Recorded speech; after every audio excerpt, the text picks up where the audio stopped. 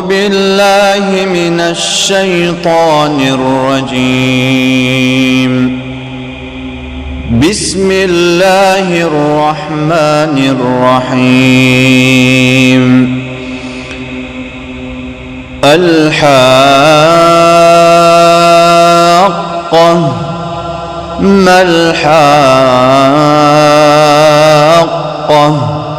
وما أدراك ما الحاقة كذبت ثمود وعاد بالقارعة فأما ثمود فأهلكوا بالطاغية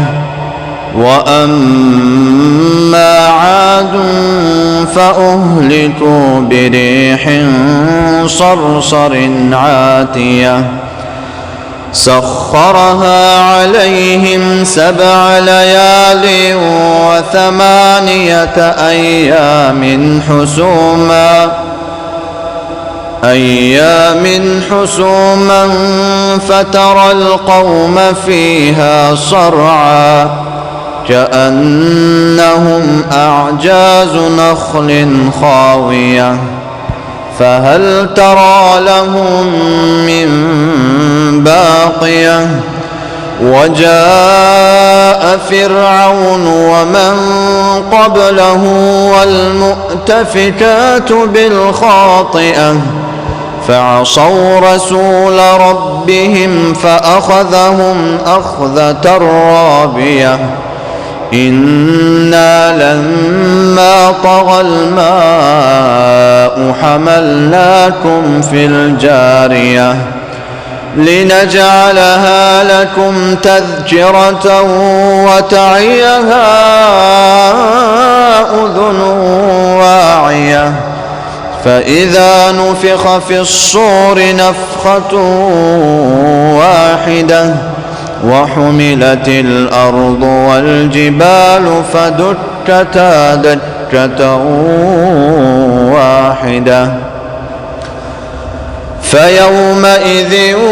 وقعت الواقعة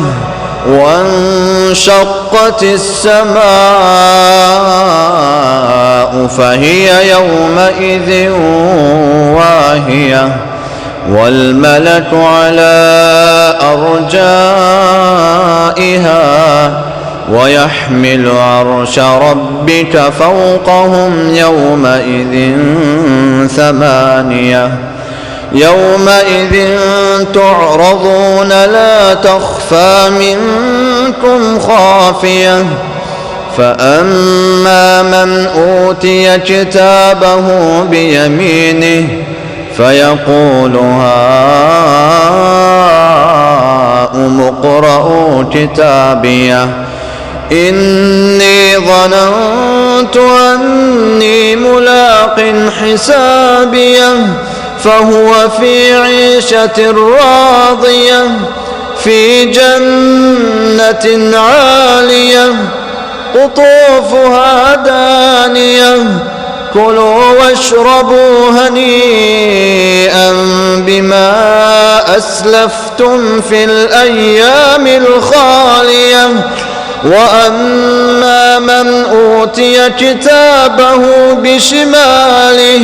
فيقول يا ليتني لم أوت كتابيه ولم أدر ما حسابيه يا ليتها كانت القاضية ما أغنى عني ماليه هلك عني سلطانيه خذوه فغلوه ثم الجحيم صلوه ثم في سلسلة ذرعها 70 ذراعا فاسلكوه إنه كان لا يؤمن بالله العظيم